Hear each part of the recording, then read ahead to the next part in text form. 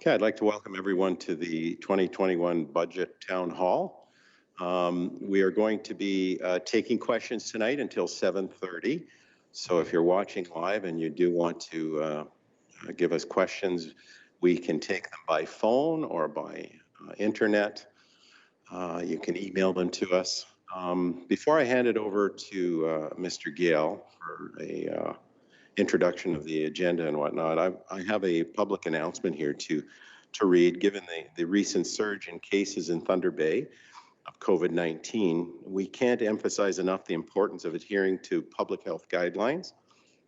Those would include washing your hands, limiting social gatherings, physically distancing, wearing a mask, and trying to limit travel outside of Northwestern Ontario. If you need to travel or are not feeling well, please self-isolate until you can contact the health unit.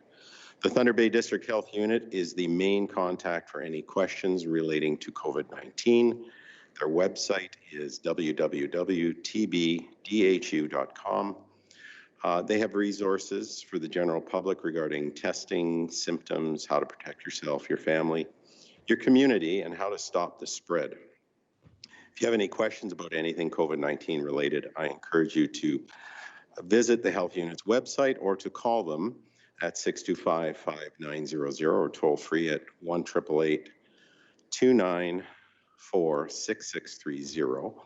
And with that, Madam Deputy Clerk, does the public have the phone numbers and webmail address, or do you need to give them? Okay, great. Ms. Evans, were you going to share those? Yes, thank you. So to request or to pose a question this evening, please call 625-2389. Your call may not be answered if staff are already taking another call. So as a result, you may be sent to a voice message. So don't leave a message, but please try your call again. Also, if your questions did not get aired during the broadcast, please note that all questions and answers will be included in the budget engagement summary that will be posted on the city's website in December. Thank you. Mr. Gale? Thank you, Councillor Bentz. I'd like to reiterate your comments, welcoming everybody at home, watching from home. We hope to provide you good information tonight, and we hope to answer your questions tonight. To answer your questions, we have senior representatives, the leaders of all city departments here to provide any specific information that might be necessary. And we also have Chief Hoff and Don Paris from the Thunder Bay Police Service, should there be any questions from police. The way it'll work tonight is there will be a presentation, let's call it Budget 101. That'll be shared between Councillor Mark Bentz, who's the chair of the Administrative Services Committee, Linda Evans, the General Manager of Corporate Services and Long-Term Care, and she is also our City Treasurer, and me. And we will take turns in this brief presentation that will last about 20 minutes or so. After that, there will be opportunities for questions, and Stacey Lebanon and Emma Westover are going to guide us through that, and questions will come in from different forms. And that will take us to 7:30 or so. And I'm not sure if it was said, but we're going to accept questions until 7:30, and then we're going to play it out from there. Now, should there be any questions on copper pipes, what people need to do if they have concerns about that is contact Tony Santos. Now, I'm going to say the contact information twice, so you'll have a chance to write it down if you need to. Tony Santos is the Manager of Compliance and Quality for our water services. You can contact him by email, Tony, T-O-N-Y, .santos, S-A-N-T-O-S, @thunderbay.ca. I'm going to say that again. Tony, T-O-N-Y, .santos, S-A-N-T-O-S, @thunderbay.ca. Or by phone, 684-2160. 684-2160. Okay, with that, let's kick it off. Councillor Bentz, please.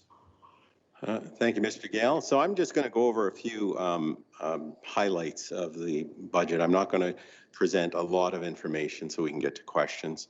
But the important things that you need to know is council has directed administration to come in with a 2% tax levy for the 2021 budget.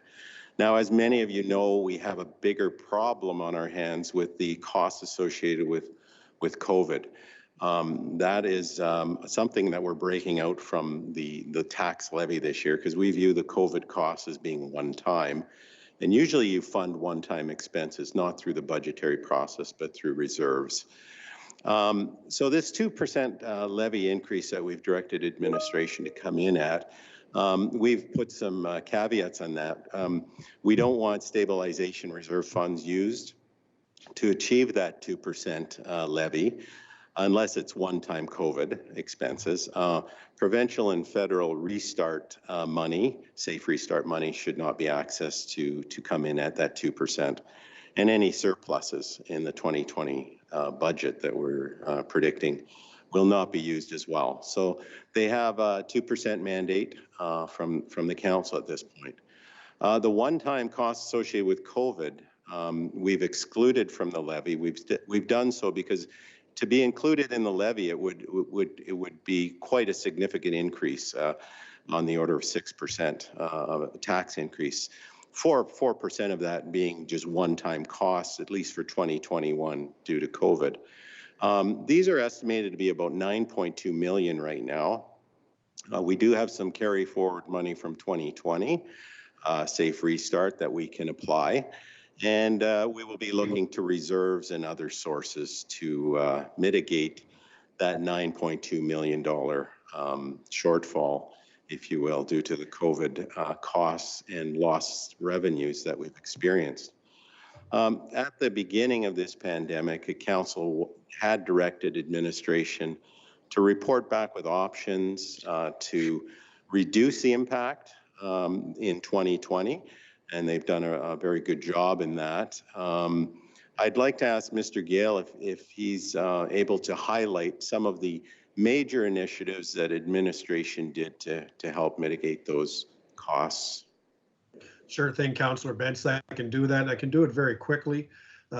We deferred openings of services and buildings under 3 principles. These 3 principles are public safety and employee safety first, value for money, and to create opportunity. We released capital funding to go towards COVID-19 costs. We reduced payments to reserve funds, for example, $250,000 to Renew Thunder Bay and $100,000 to Clean, Green and Beautiful. There were temporary staff vacancies that we exploited, travel savings, cancellation of corporate training, reduced material use, utility and fuel costs, savings and health benefits. So there are a number of things that administration did, and some with council direction and approval, to reduce costs during the COVID-19 pandemic so far this year. Thank you, Councillor Bentz. Thank you, Mr. Gale. If we could go to the next slide. Now, top of mind for council is the infrastructure deficit. We have many capital assets out there, and we need to fund them properly for them to be maintained well, for them to endure their life cycle. So you may have been hearing more and more about the infrastructure deficit. It's gaining a lot of traction. It's really just the estimated shortfall in funding in existing budgets to cover infrastructure life cycle costs and replacement. It's expressed as an annual figure. This is an annual shortfall, and it's broken into tax supported, which includes infrastructure supported by the tax levy that we collect. And there's also the rate supported number, and that includes infrastructure supported by rates collected. And that's typically your water, wastewater facilities, as well as your landfill. Now, the tax supported infrastructure deficit is estimated to be $21.7 million at this time. This figure is constantly being updated, and our administration is working hard to gain clarity on that number. The Ontario government has also asked us to have a financing plan to deal with this issue by 2024. So it is a large problem that we are chipping away at little by little. The rate-supported infrastructure deficit is estimated to be $7.6 million annually. So if we can go to the next slide, that would provide some detail for you. So in it, you will see that we have annual investment required of about $55.1 million estimated.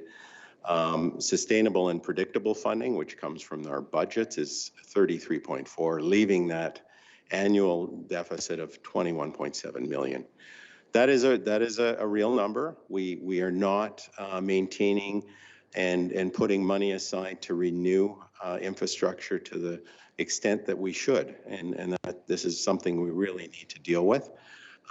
So on the tax-supported side, it's a hefty number, and that is going to have to be dealt with through raising revenues, raising taxes, looking for efficiencies, debentures. At some point, we're going to have to close that gap, whether it's in 5 years or 10, but we have to put a plan together for the province, and that needs to be submitted by 2024. So if we can go to the next slide, you can take a look at some of the details surrounding our rate-supported budgets, and these are things that you pay rates for, and that is your water, wastewater, landfill. Now, landfill's not on here, but you can see that the water system's at 3.6, wastewater's at 4. That's where that 7.6 million comes from. So we do have financial plans to help address these problems that have been dealt with. So we go to the next slide.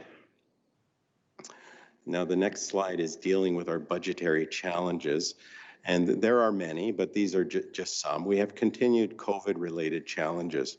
COVID is still with us, of course, and it is worsening at the moment. So we don't know what the future looks like. There could be certain implications on our budget that we cannot predict. But one thing is for sure, our revenues will likely be decreased, and because less people are using our programs and services. We are also experiencing increased costs due to COVID. So those things combined are putting those two things together, that's where we come with that $9.2 million estimate in 2021 that we need to deal with. We also have a continued shift of the tax levy onto the residential base. And this is due to a number of factors, but the primary one is the contraction of the city's industrial base with respect to historic levels. There was a time when there was a lot of tax revenue coming in from large industrial sources. As these have disappeared, those revenues had to shift to the tax or to the residential base, which has made it difficult for many. Continued pressure on the tax levy due to new infrastructure. Not only do we have to maintain what we own, but there are desires for new infrastructure that Council is meeting. The redevelopment of the Victoria Avenue corridor is one example. That could be in the neighborhood of $10 million. Potential need for a new police station could be anywhere from $50 to $60 million. Indoor turf facility is estimated to be $33 million. Art gallery contributions and in-kind is in the neighborhood of $7 million. And these are upfront costs. These do not include interest, which could be in the tens of millions of dollars. Financing the estimated $22 million in the infrastructure deficit is also going to be a challenge. That is something we have to plan for and find revenue to do. So putting all this together, the challenges that we face are we're pulling money out of reserves for projects, for COVID, and we are increasing our debentures or debt load. So our ratio of debt to reserves is not improving as we would like it to. So that concludes my comments, and I will look forward to questions, but I will turn it over to, I believe, Mr. Gale again. Mr. Gale. Yes, Councillor Bentz, thank you. Yes, thank you. So you see, if you're viewing from home, you'll see the question there. The budget represents Council's priorities, their goals, and their objectives. And this is what we will carry out during the year to come. It is, along with the strategic plan, amongst the most important documents and the most important work undertaken by council and by administration under council's direction. An important point to note about our budget is that unlike the federal government and unlike provincial governments, we are not allowed to run a deficit. That means we're not allowed to spend more money than we take in. We must balance our budget, and there's different ways we can do that, but we must have a balanced budget at the end of the year. Next slide, please. Thank you. Our budgets take many forms. We have many budgets wrapped up into the budget. Departments have budgets, divisions have budgets. We have budgets for operating and capital and the like. One thing to take note of, however, that we think is important for people to know is that there's really two types of budgets that we have. The first is the rate-supported budget, and people will often hear this term rate-supported. That means that those services that are paid for by the user, for example, water. If a person is drawing water from the city, that person or property pays for that water use. And that's how we fund water. And you see the other user pay services there in what's called the rate-supported budget. The tax-supported budget is different. The tax-supported budget, of course, is funded by taxation. So the general revenue that we collect from property owners, as well as other sources of revenue, particularly we get from government, help to pay for these services. And you see examples of those services that are on the tax-supported budget. Next slide, please. Okay, so how has the budget grown in the last 10 years? So you see a chart there that shows the growth of the budget. Now, a few important points to make here. When we talk about the municipal tax levy, what that means is the amount by percentage that the budget has grown year over year. It does not equate to property taxation. Property taxation and a municipal tax levy are not the same thing. Because property taxation, the amount of tax a property owner pays comes from a series of decisions made by that are required through legislation and made by council in the coming months to nail down what the property tax payer actually pays. But for the growth in the budget, the percent change in the budget overall, you can see a list there for the last 10 years that on average, the city's budget has increased by 3.15% before growth. Now let's talk about that because we use two different numbers when it comes to the budget and budget growth.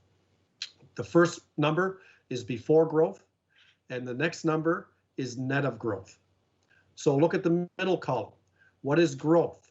Growth is the percentage of taxation, or pardon me, of revenue that comes in from new property owners every year. So there's new property owners or entities added to the revenue, and you'll see the percentages there. So that's the growth. You could look at it, the growth in buildings, growth in the economy. When we say before growth, that is the total amount of growth for the budget.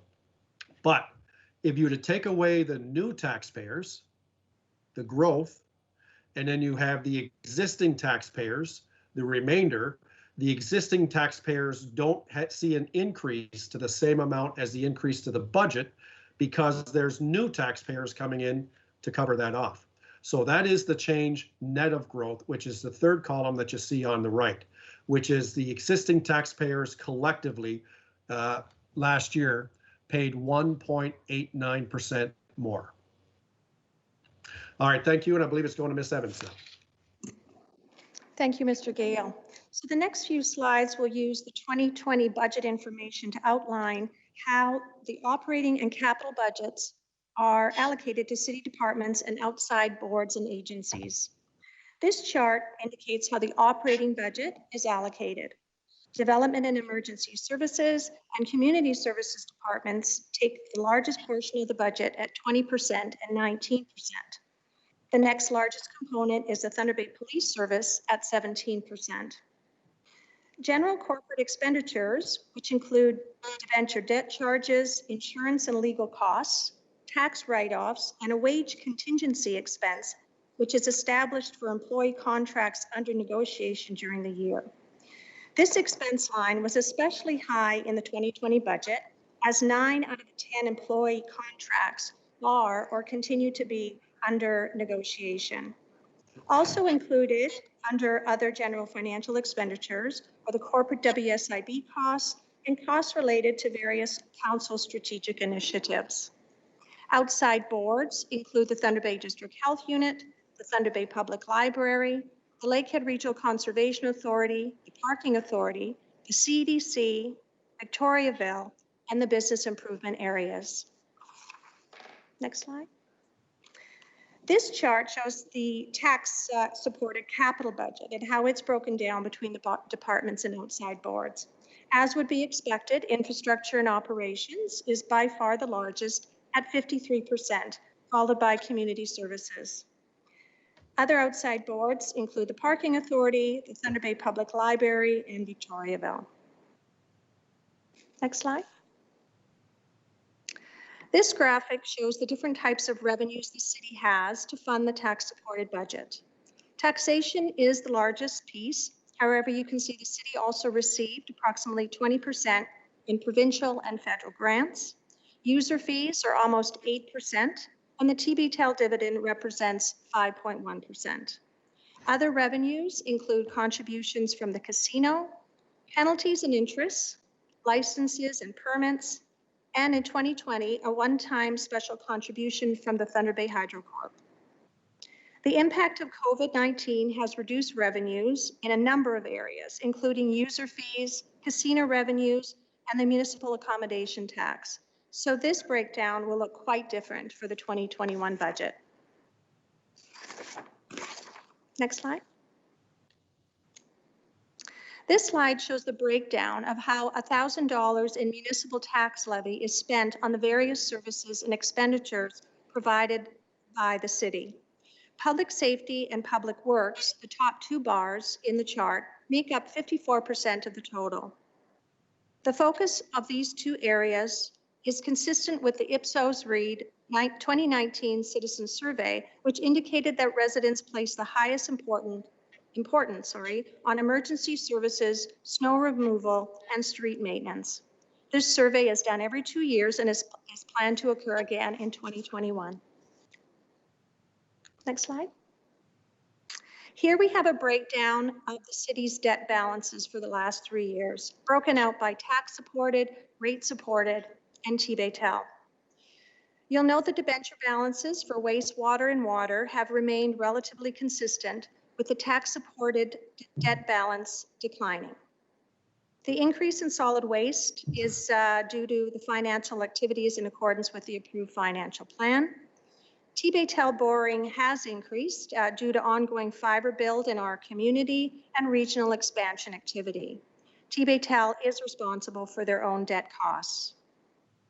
Total projected debt outstanding as of December 31st, 2020 is $218 million, an increase of $6 million from 2019. And as noted, the increase is primarily due to the additional TBTEL debt of $12 million, offset by debt reduction in other debt categories.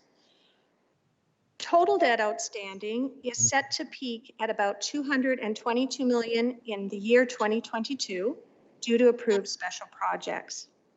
Debenture financing is an important component of the city's capital program.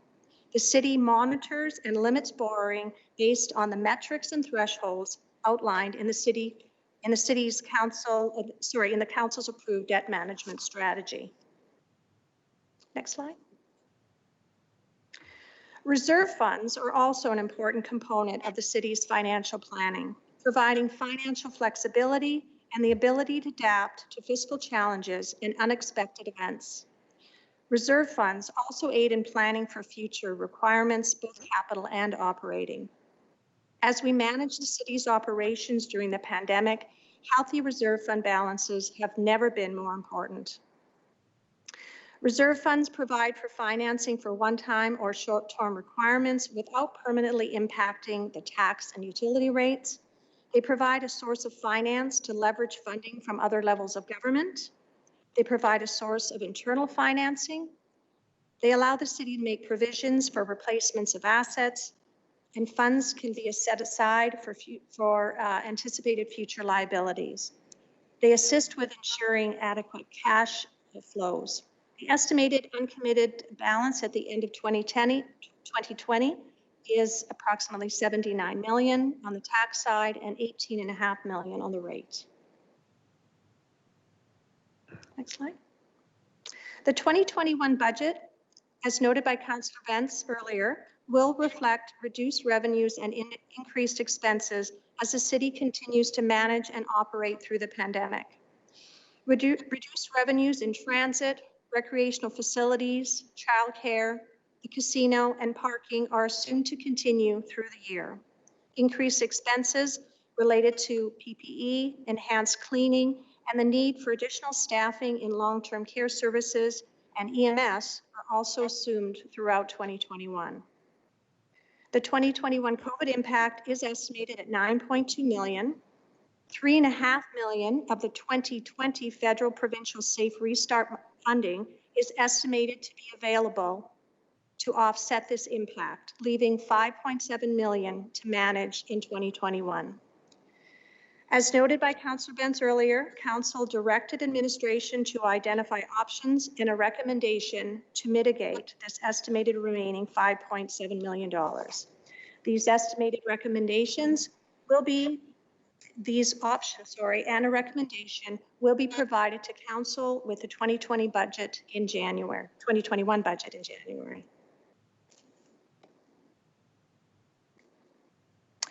Other 2021 budget implications, not necessarily related to COVID, include the deferral of a $1 million estimated increase to the Thunder Bay District Health Unit levy.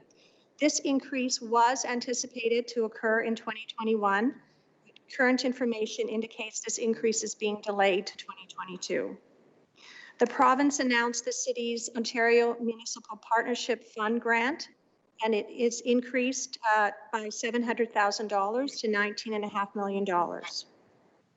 In 2021, the city will start receiving a dividend from Synergy North, estimated at approximately $600,000. There exists some risk related to capital grant funding, as the amount of our 2021 provincial gas tax and the Ontario Community Investment Fund grant has not yet been announced. And there may be financial implications related to the implementation of the program and service review recommendations.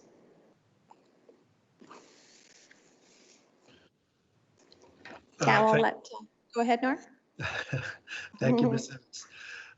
So you will see that tonight is the first of 3 opportunities for people to provide information in a formal way and input into the budget. The next 2 will be before Council begins their budget deliberations, and at that time, or before then, the public will have seen our proposed budget to Council, which will come within their directed mandate. And the third one will be after Council has finalized their budget work, but not stamped it final. So they'll hear from you or those interested to make comments on that night as well. Of course, there's other ways. Next slide, please. We have a pre-budget 2021 survey. You can see the address there if you want to do it electronically via our website at thunderbay.ca/get-involved, or you could go to any branch of the Thunder Bay Public Library and get a paper copy, and it was in the source in the edition on Thursday, November 12th. Completed surveys may be submitted online, mailed to the city, or dropped off to any branch of the library up and until November 25th. Every comment received will be summarized and included in a memo to City Council. I appreciate everyone's following along and paying attention here, and I hope that we have helped with providing some solid information. And with that, I see that we're going to questions now. Let's go to questions, and we're going to go to Miss Westover and Miss Lebanon to guide us through this. Please.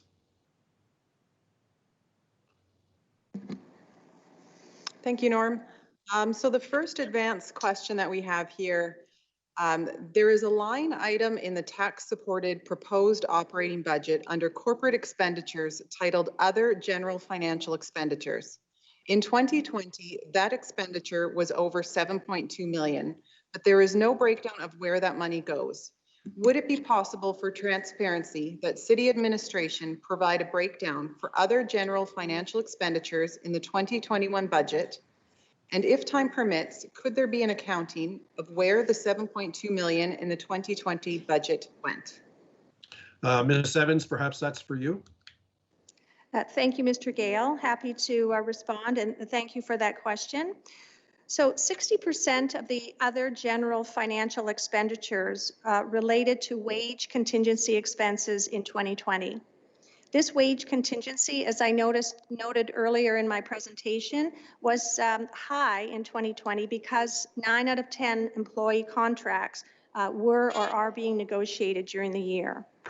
The remaining 40% related to various expenditures, including corporate WSIB, a provision for 911 charges, expenses related to council's strategic initiatives, including poverty reduction, age-friendly, civic pride, strategic communications, and such. It also includes expenses related to the city's membership in MBN Canada, which is a municipal benchmarking data capturing organization.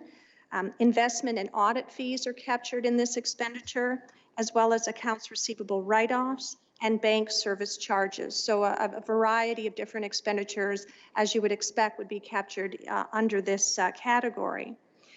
There is no plan to include a detailed breakdown in the 2021 budget reports, but we could certainly consider it for 2022. Thank you. Thank you. Another advanced question. In 2020, the approved police operating budget was 45 million, and the police chief is asking for a 2021 budget. The 2021 police operating budget of 47 million. This is a $2 million increase over 2020, not the 1.2 million the chief presented at the police board. What is the increase in the proposed 2021 police operating budget from the approved 2020 police operating budget? Ms. Paris, please. Thank you, Norm, and thank you for the question. Unmute yourself. At the time of approving the 2020 police operating budget, it was at that time approved at $44.9 million. At that time, however, there were collective agreements that had not been settled, so that wage contingency would have been included in the general corporate expenses that the treasurer just previously spoke about at the question just preceding this one. So in 2021, we have had the opportunity to settle these two of the collective agreements. The budget, we did work in concert with the city finance department, the city budget, and the 2020 budget was restated to reflect the wage contingencies. So as presented at the Police Services Board budget, after restating the 2020 budget, the increase was in fact a total of $1.1 million. Most significantly of note was related to the settlement of the collective agreements and the increase in wages. Thank you. The next advanced question we received. A couple of years ago, the Liberal provincial government put in place a set of ground rules for studying the effects that a guaranteed annual income might have on a city's well-being. It was a pilot project that ended with the change of government. If I'm not mistaken, Charlotte Robinson of the Chamber of Commerce recently spoke out in favor, finding a way to restart this as a pilot project. There has been a lot of discussion about this over the last number of years by many people on both the left and the right of the political spectrum. And I'm wondering if approaching the federal Liberal Party for funding to restart this might work to the city's advantage. It would seem to me that there would be nothing to lose for the city to become the pilot on a project like this, and perhaps everything to gain if it works out. At the very least, it would position the city as being progressive and show a willingness to try to lift the working poor into the middle class. Thank you for your consideration and all the best in the budget deliberations. Thank you. Well, I'll field this, and Councillor Bentz, you may want to add a comment, but I'll start off by saying Thunder Bay was one of 3 pilot sites for this program in Ontario, and the program was cancelled or stopped, I guess, with the election of the Progressive Conservative government in Ontario. At that time, or prior to that, the City Council at the time did endorse Thunder Bay's participation in this this pilot program. Today, the questioner is quite right.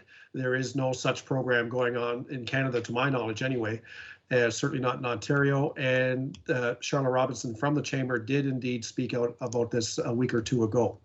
I can say that it is not on administration's agenda or work plan to pursue involvement in such a program funded by the federal government. However, our Intergovernmental Affairs Committee of City Council does pursue opportunities with both levels of government. This is not on that list right now. And to my knowledge, there isn't any contemplation of that. And this is where I might ask Councillor Bentz if he wishes to speak from council's purview or from elected officials. Yes, thank you, Norm. For sure, we have an Intergovernmental Affairs Committee that does liaise with the other levels of government, and this would certainly be under their purview if directed by council, or if they came to council with a recommendation that they take this approach. Your question raises a good question, and perhaps this is something that we should be discussing as a council, or the Intergovernmental Affairs Committee can explore this further and perhaps come to council with a recommendation to proceed with lobbying to this end. So we certainly do work with other levels of government. We have the structure in place to do that. So we will work with them and see if this is something that needs to be brought to the fore. Thank you, Councillor Bentz and Mr. Gale. We just received a live question. We have a resident asking why Synergy North is set up as a not-for-profit utility, and they're wondering why the city will receive a $600,000 dividend in 2021. So perhaps we'll start with Ms. Evans, and then we'll take it from there. Certainly, thank you, Mr. Gale. I will defer to Councillor Bentz in a moment, but with regard to the dividend that I referenced that we will be receiving in 2021, that does relate to the merger savings that Synergy North has anticipated with the merger of Thunder Bay Hydro and Kenora. And if Councillor Bentz has further points that he'd like to add, I will refer to him. Yeah, certainly. I think there's probably more to Synergy North than most people think. There is other businesses operating under that umbrella that are not in the regulated side of the business, such as the gas plant out at the landfill site that is producing electricity. We also have a number of photovoltaic sites. These are all operating under a different umbrella at Synergy North. It is not part of the regulated business. And they can provide a dividend to the city. And that is what you're seeing in that line item. Thank you. We'll go back to another advanced question. Would the estimated 2021 COVID-19 impact of $8.4 million be reduced to $5.6 million if the $2.8 million not used from the $6.2 million Safe Restart program funding to cover the 2020 COVID-19 impact is applied to it? Could not this $5.6 million be covered by using funds in the Indoor Turf Reserve Fund? I may ask Ms. Evans for specifics, but I understand the question to be whether could the money being spent on indoor turf be used against COVID-19 costs? Is that the question? That's correct. Okay, so the short answer is yes, I believe, but council makes decisions, and decisions have been made, and we just carry on with that. Ms. Evans, do you want to weigh in? Certainly. Thank you, Mr. Gale. So just to confirm the figures again, the estimated impact of COVID for 2021 is 9.2. We do anticipate 3.5 of the safe restart to be able to be used, leaving about 5.7. Now, the question does refer to whether or not the indoor turf reserve fund can be used. As we know, council has resolved to use that funding towards a project. Again, it is up to council to make any decision, and they could change it. But at this point, a resolution has been passed to use that funding towards the multi-turf facility. It's a very important point. And you know, in the question, whether funds could be used for this or that or the other thing, this happens all the time. Council makes decisions based on their desires, their wishes, and we implement those decisions. That decision has been made. Now, there are some turnaround points, but that is council's will at this time. Thank you. Thank you. We'll move to the next advanced question. This one does have 2 questions at the end, so if at some point you would like me to repeat the question, I can do so. Just over a year ago, the Transportation Master Plan and the Active Transportation Master Plan was passed by council. This should be the year that a funding plan kicks in to make sure it happens according to the plan, because the target completion year is 2038, just 17 years away. My request is to proportionately fund active transportation. If the ultimate network is to be realized, the city needs to start spending $7.5 million a year over 17 years towards the projects in the Transportation Master Plan. If we are to work towards more sustainable modes of transportation, then we need to proportionately spend more on transit and active transportation and less to support motor vehicle use. What percentage of the total roads budget are we currently spending to build and support active transportation infrastructure? Doesn't it make sense to spend more money in order to encourage people to safely get around on foot and on bikes to meet the targets above? Okay, thank you. So happy to receive the input from the questioner. What we don't do tonight is debate or, debate about where to spend money and how to spend the money. We receive that input and we receive it in good spirit from the questioner. And I think the question that we can answer tonight is on the budget, the portion of the budget, and Ms. Evans or Ms. Marshall or somebody, how about if I hand it over to you? Thanks, Mr. Gale. I'll refer to Mr. Campbell, I believe. Okay. Actually, I think I will probably be the one answering that. It's Kayla Dixon. So just to clarify, the question did include a reference to a $7.5 million spend that would be required in order to meet the items in the active transportation plan that was approved. But although the Transportation Master Plan and the Active Transportation Plan presented an ultimate network, what they also identified were priority networks that were feasible to implement in the planning horizon for the 20-year plans. So in order to implement these priority pedestrian and cycling networks, the average annual investment needs to be in the order of $1.3 million. In 2020, the city invested almost 3 times that, investing $3.9 million in active transportation infrastructure, including completion of the Ford Street multi-use trail, as well as the multi-use trail on Balmoral, and a renewal of the pedestrian overpass to the marina. Engineering also worked with transit to identify priority sidewalk gaps to transit stops, and invested almost $1 million to address these with the support from the Investing in Canada infrastructure program. Significant investment was also made in transit rolling stock and infrastructure, in addition to investment in the active transportation infrastructure. So in addition to the capital investment, the city continued to support programming to encourage people to be active and to use active transportation, including, for example, safe cycling programs. There was the closure of the West Lion Boulevard on the weekends in the summer, and also the closure of the lane on the Cumberland Street Bridge over the Current River to support trail users of the Boulevard Lake Loop during the dam rehabilitation project and closure of the walkway over the dam. So investment in AT infrastructure fluctuates year to year, but there will continue to be a focus on growing our AT network based on the priorities identified in the new active transportation plan. Thank you, Ms. Dixon. And a brief comment before we go to the next question. Administration goes through an exhaustive process that really weighs different priorities to come up with what we think is a balanced recommendation to City Council. Then City Council goes through a grueling process where they make very difficult decisions.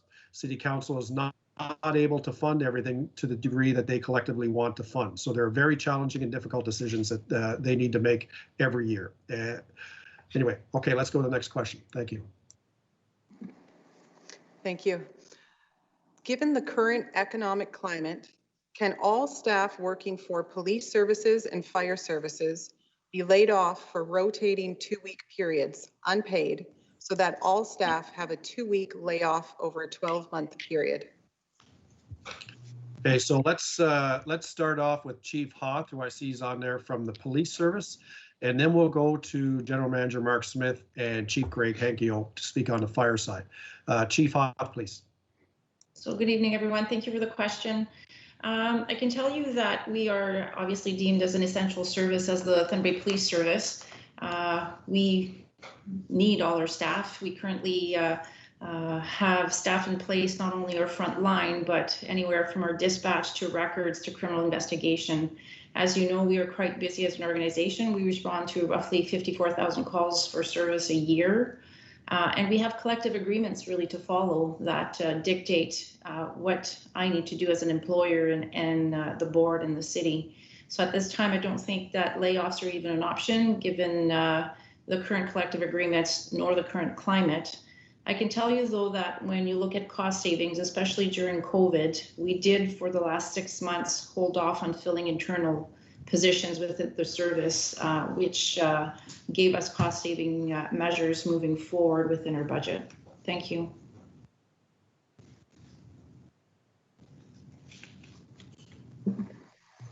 Thank you. So the next question. Just no, Ms. Westover, please. Hoping for Mark Smith or Chief Hankio.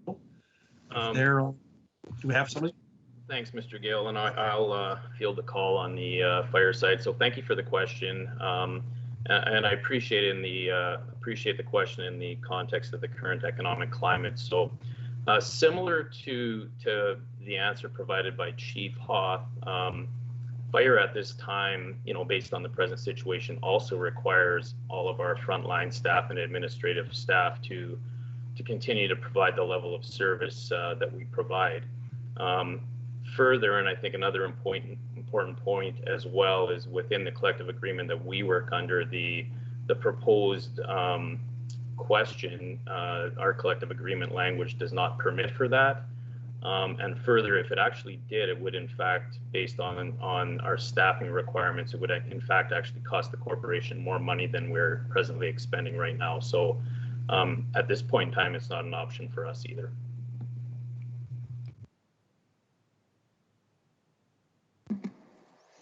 Okay, thank you. The next question came in advance by email. Over 13.8% of Thunder Bay residents are living in poverty.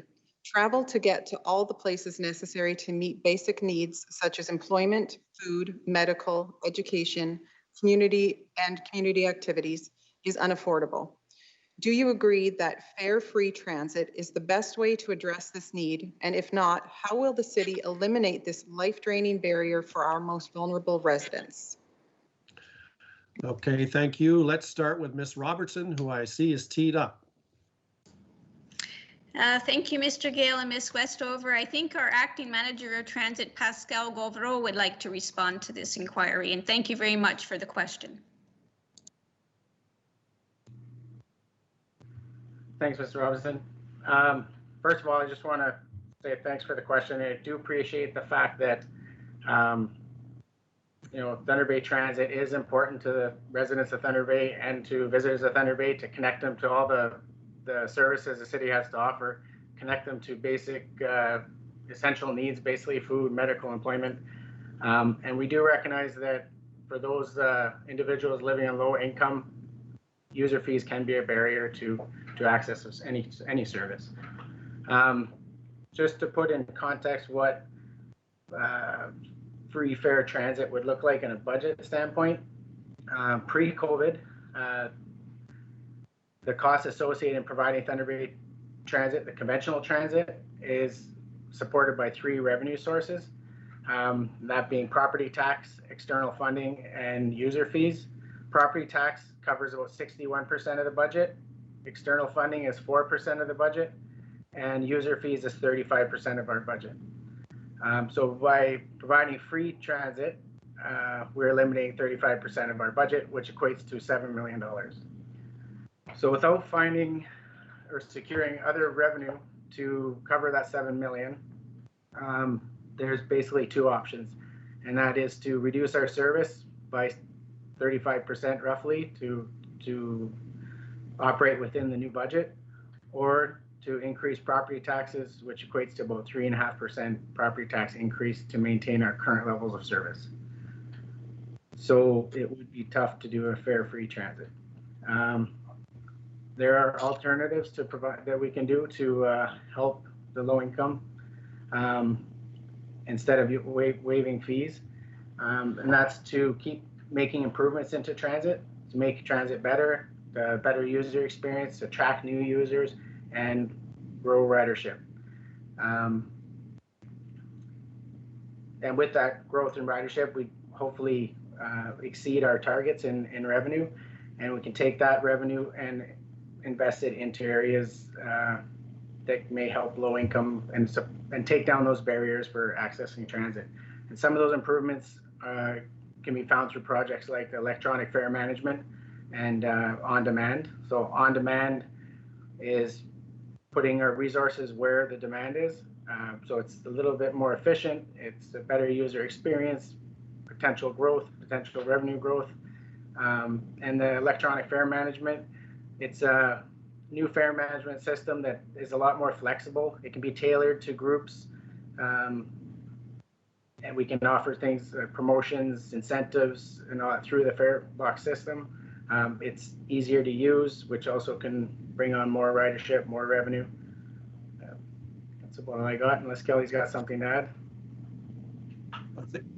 I think that's good, Mr. Gavrot. Would you confirm? Is it fair to say as well that our Thunder Bay Transit is already heavily subsidized from the tax base, including funding from the government? From the tax base, we're 61%. Okay, thank you. Very good. Thank you. Thank you. The next question, back in 2007, when the sidewalks were first done on Isabella Street, a number of residents asked for the city to fix the crumbling bases on the light posts. We were told no by the city because next year new lamp post would be put up. It's 2020 and still the crumbling lamp posts are in our yards. Mowing our yards in the summer is an issue with all the pieces that fall off, and the posts themselves are rusty and sharp. So sharp, several kids cut themselves yearly. So my question is, our taxes are some of the highest in the area. We all pay it because we love the area and how beautiful it is. When will the city fix these eyesores with a portion of the high taxes we pay? With COVID-19 and not being able to gather, money does not need to go to things like a soccer bubble that cannot by current laws be used and will not be able to be used for many years to come. Ms. Dixon, please.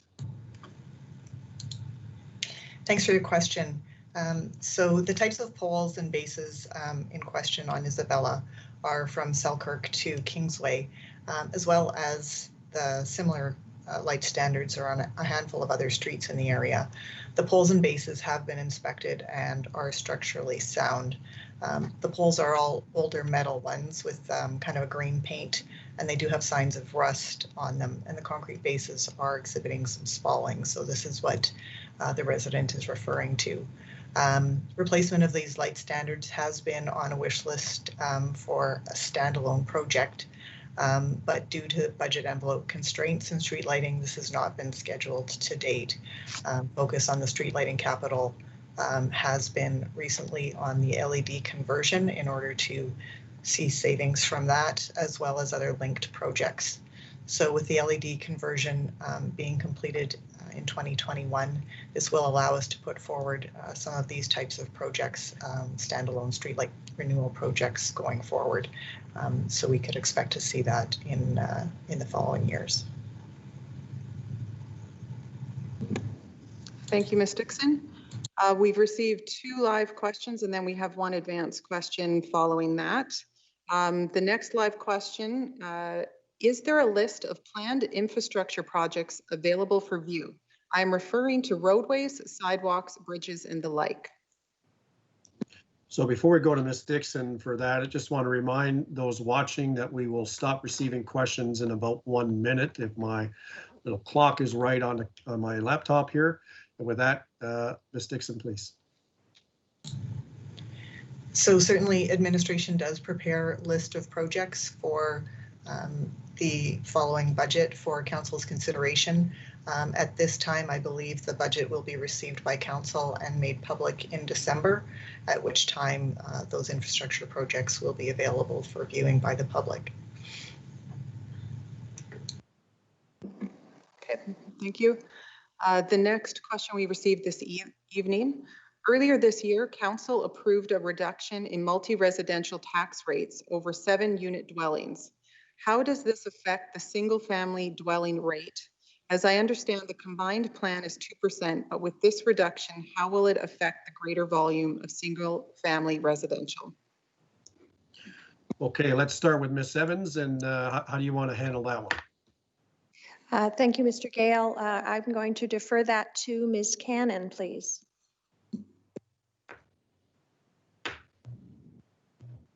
Good evening, and thanks for the question. Yes, City Council did approve a long-term tax strategy a couple of years ago, and in that strategy was a plan to reduce the multi-residential tax ratio as well as large industrial and commercial tax ratios. And the tax policy will come to council later on, but with that strategy to make those moves and reduce those ratios, council wanted to make sure that it didn't impact the median residential household by more than 0.5%.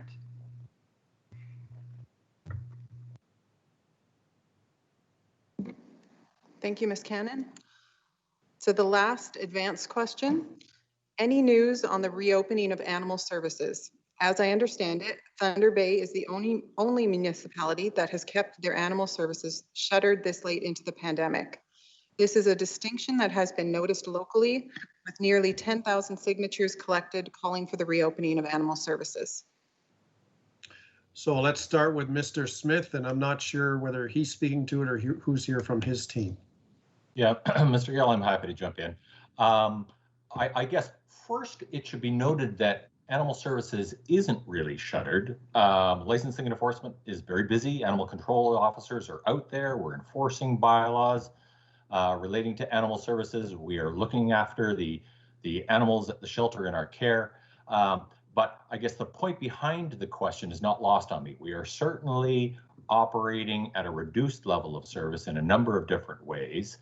And I think there are good and valid reasons for that. When we looked at which services we would reopen, we put our mind to a number of principles. The first really relates to safety and the health and safety of both public and staff. Another principle we put our mind to was value for money, opportunities to adjust savings to support cost containment. And in that respect, the reduction in the level of service of some of the services offered through animal services is in the order of about $130,000 a year. So it's not insignificant, the savings that we are realizing. The third principle relates to innovation and creative opportunities. And in this respect, we are reaching out and have reached out with a number of volunteer not-for-profit organizations to look at how services could, in the fullness of time, perhaps be offered differently. So that's the rationale we've applied to the services that we've been bringing back on stream. I guess where we're at now is administration is looking at the services that are not back to normal and that are being offered at a reduced level or are being offered differently. We're creating an inventory so that we can step back and see what reopening plans we need to develop next. So really, that's where we're at with respect to animal services. We're also going to be bringing a report to council in the near future as it relates to licensing and enforcement as a whole, and we will speak to the animal services section within that report as well. So I hope that sheds some light. Thank you, Mr. Smith. There's no further questions. Okay, thank you, everybody. Let's wrap up. And Councillor Bentz, I'd like to give you the last word. But before we do that, can we put the last slide back up, Ms. Leveland, please? So the last slide, okay, here we go. The last slide's being put up just shows a list of important dates for the budget. Again, I do want to say again that there is more opportunity for residents to weigh in and to provide input. And that input is well received. And we receive it in good spirit. And we on the administration side does consider it. And I don't speak for council, but I do know they consider it as well. So there's several opportunities to do that, which you'll see listed here, and several important dates for the budget process, which we hope will be finalized by February 8th, 2021. And that certainly is our intent.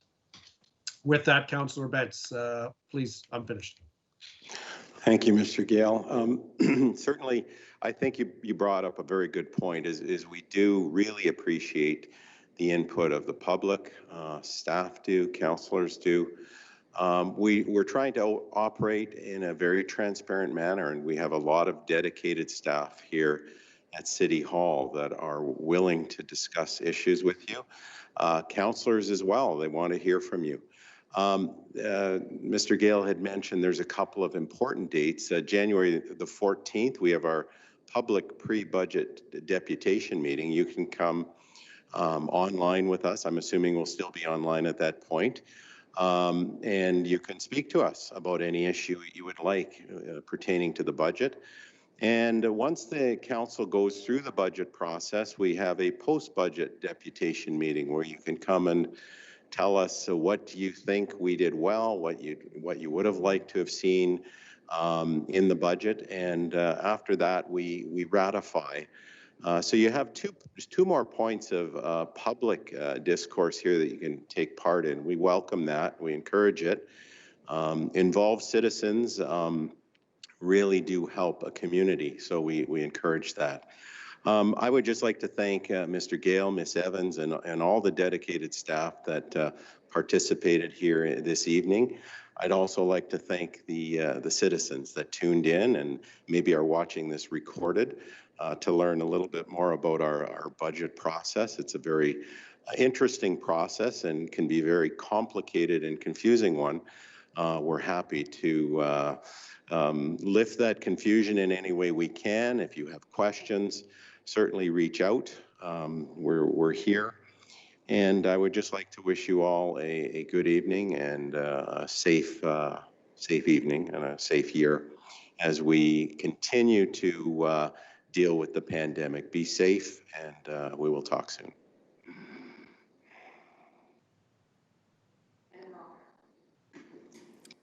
And scene.